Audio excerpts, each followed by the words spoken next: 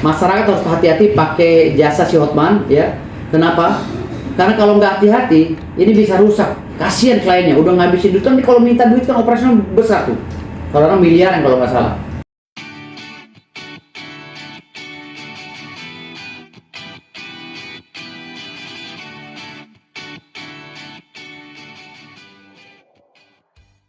Petanya di televisi, di berbagai podcast ya. Jadi kalau dia berbicara seperti itu, dia seperti pengacara yang baru belajar, yang nggak ngerti, mungkin lebih rendah dari pengacara yang baru belajar.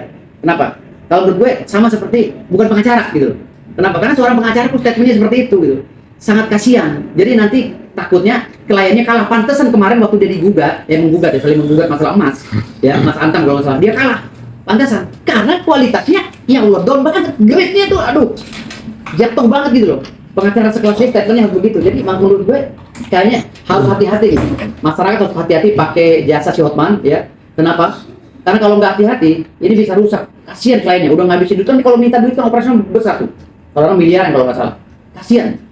Kenapa? Karena yang gue lihat itu dari cara bahasanya, artikulasinya, cara pemahaman hukumnya jauh banget bumi dan langit dengan gue. Lebih cerdas gue daripada dia gitu. Jadi artinya wajar kalau berbagai kasus dia kalah, wajar. Beda dengan gue berbagai kasus menang terus. Walaupun ada yang kalah juga gitu, tapi nggak besar separah dia gitu. Dia nangani kasus apa? Teddy Minahasa kalah, ya kan? Nangani kasus emas kemarin kalah triliunan kan gitu. Dan sekarang nangani lagi Haritanu Sudibyo kan? Ya mungkin kalah juga kali nantinya gitu. Jadi kasihan banget bagi klien-klien ya yang memang memakai jasanya Hotman, dampaknya besar banget. Jadi dia mempromosikan diri dia karena dia hebat, ya. Tetapi dalam berbagai kasus dia kalah, termasuk dia melawan gue dengan laporan dia atas tuduhan pencemaran nama baik yang dilakukan oleh Bung Rasman, doktoran. Itu juga sampai sekarang nggak bisa ditahan doktoran, gitu loh. Dia ngelawan gue tuh udah chaos lah. Dia udah nggak ada apa-apanya. Sampai dia itu mencari framing yang mengatakan gue ngutang nasi uduk, mengemis pada Rusial uang 6 juta. Ngutang uang di warung 500.000 katanya. Itu semua nggak terbukti, gitu loh. Setelah gua bantah, dia bilang gua mengemis, malah Rudy Salim yang mengemis pada gua untuk podcast gua. Ada WA-nya gua sebar ke medsos, gitu loh. Rudy Salim dengan timnya yang mengemis beberapa kali untuk mempodcast gua. Dan terbukti kan di komanya Rudy Salim hampir ratusan ribu bahkan jutaan yang nonton kan gitu. Artinya di sini semua omongan-omongan bualan hoax yang dari mulut si Hotman yang bau itu ya, menurut gua bau ya, itu nggak benar. Ya itu hoax semua. Jadi Hotman ini dari berbagai kasus itu kalah, cuma menang merah doang. Dia berusaha membranding diri dia, seakan dia orang hebat, sekarang dia orang kaya. Padahal gak ada apa-apanya sama gue, sama sekali gak ada apa-apanya. Ya, hari ini gue bagi-bagi rumah. Dia cuma mampu bagi-bagi apa? Bagi-bagi dosa. Itu bagi-bagi rumah bos. Gue bagi-bagi rumah, gitu. Bagi-bagi tanah. Dan terbukti kok tanah rumahnya ada, dimasukin di media sosial. Gitu. Jadi kalau hari ini Hotman Paris sebenarnya udah lama gue ngomong nyenggol dia, tapi dia nyenggol lagi. Dia gue senggol lagi. Gitu. Jadi menurut gue sangat disayangkan pengacara sekelas internasional rames seperti dia, atau internasional seperti dia harus mempromosikan diri, capek-capek mempromosikan diri, sementara masyarakat Indonesia udah tahu cara dia berpenampilan, cara dia berbicara jauh dari ekspektasi kesuksesan, gitu loh. Gue nggak tahu tuh kalau dia bisa jadi kaya gitu, jangan-jangan ya, karena kalau bicara masalah hukum jauh bumi dan langit dia mau gue tewas, nggak ada apa-apanya. Sampai sekarang mau menjarain Bang Rasman aja susah, tewas pak. Dari segi apa? Dari segi teori hukum, dari segi politik hukum, nggak ada apa-apanya Hotman sama gue.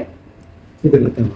Bang, ini di dalam sindiran dia yang abang lihat ya, ini kan parodi ibu-ibu yang sedang pakai pakai perhiasan gitu, dan dia bilang katanya mana nih nggak seperti kayak Firdaus yang cuma ngomong kosong, ini aja ibu-ibu aja ada harta dan ada bukti, dia minta bukti. Ada bukti, ini kantor gue harta miliaran, rumah gue harta miliaran, tanah gue triliunan, itu bukti. Kan gue orang Islam nggak boleh pakai emas, ya kan? Gue nggak boleh pakai emas, orang Islam. Mana boleh pakai emas. Jadi cara menyombongi orang sombong seperti Hotman, ya gue tunjukkan dengan aset gue, gitu loh. Kan gue udah tawarin coba Hotman, lu kalau punya duit, gue kasih murah 2 triliun, 1000 hektar aja gue kasih murah. 1000 hektar cuma 2 triliun. Gue punya 55.000 hektar Hotman. Lu cukup bayar 1000 hektar aja kalau lu mampu 2 triliun. Kalau lu mampu ya. Tapi kalau lu nggak mampu, nggak usah banyak ngomong deh. Gue udah muak dengan mulut lu Hotman, muak banget. Kesombongan lu sekarang orang udah tahu, dibungkam oleh gue nih Firdaus Oyowobo. Ya. Kesombongan Hotman Paris udah gak ada apa-apanya, udah dibungkam oleh Firdaus Oyowobo SAFH, ya. Gak usah berbicara sombong deh Hotman, orang tahu semua kalau lu kalah sama gua gitu. Kalah dia, dari segi apa pun kalah. Bang, ini kan kemarin juga dia sempat nyindir bahwa terkait yang lahan abang yang di puncak itu, Bang. Mungkin bisa dijelaskan, Bang. Lahan di puncak itu sekarang dalam proses gugatan. Kemarin juga Edi Mulyadi juga udah datang ke sana ya. karena ada banyak lahan juga yang tumpang tindih. Itu udah proses ya, BPN juga gue gugat kemarin, dan sekarang dalam proses gugatan di pengadilan negeri dan pengadilan tata usaha negara di Jawa Barat. Jadi itu sedang berjalan, dan gue punya datanya, sporadik ada, surat tidak sengketa ada dari lurah, dan siap gue buka di depan si Hotman. Ya, gue jual murah itu kalau Hotman mau, 50 miliar aja kalau dia mampu, 500 meter. Ya kalau dia punya duit, 50 miliar gue kasih murah. Ya artinya memang itu tanah yang itu memang sebenarnya punya abang ya bang. Punya semua. Cuma memang ada. Ya kan tahu sendiri Indonesia ini kan banyak mafianya. Tahu-tahu kita udah punya tanah, ada surat, atau dibikin lagi surat baru gitu. Ini sekarang lagi gue gugat gitu. Nah, mereka ada yang ngajak damai gue, tapi gue nggak mau. Gue mau urusan, kalau emang ini salah, benar-benar. Artinya tetap berjuang ya bang ya untuk. Tetap berjuang. Karena gue lah gimana? Di situ justru nggak ada nama Hotman. Berarti Hotman kan susah, nggak punya duit apa-apa, cuma menang keluar-keluar doang. Mana ada? Di Gunung Parung nggak ada nama Hotman. Di Puncak nggak ada nama Hotman. Kalau gue di Puncak ada 3 lokasi, 4 lokasi tanah gue, atas nama gue semua. Ya kan? Ada yang sekian ribu meter, ada yang sekian hektar, nama gue semua. Gitu loh. Dan itu terbukti. Kalau nama Hotman apa? Hah? Keluar-keluar doang, cuma ada di Kelapa Gading, rumahnya yang rewot itu, yang gue lihat rewot. Hah? Cuma ada di situ doang. Kalau orang kaya nggak tinggal di situ, bos. Orang kaya nggak tinggal di situ. Gitu. Bang, ini Bang Hotman juga mengaku katanya sudah sembuh dari livernya dan siap untuk bertempur. Oh, kalau gue nggak urusan sama liver dia, urusan dia sama Tuhan, bodo amat. Dia mau mati, mau sakit, nggak ada urusan gue. Dia ngerasain. Jangan promo ke gue. Gue nggak ada urusan penyakit orang. Pokoknya gue urusannya masalah hukum aja.